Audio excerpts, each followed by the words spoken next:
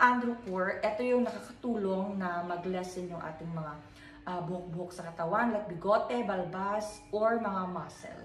Kaya tinitake natin ito para i-block yung mga male hormones natin at tinitake din natin ito para magkaroon tayo ng female hormones. So, itong dalawang to is a combo. Ito po ay tinitake together para magkaroon tayo or ma-achieve natin yung feminine look, mga sis.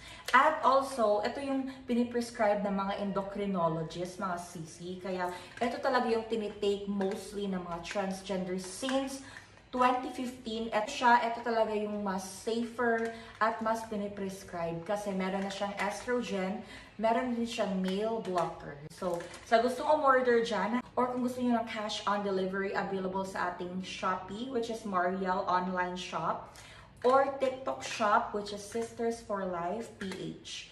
And also, you can message our page sa gustong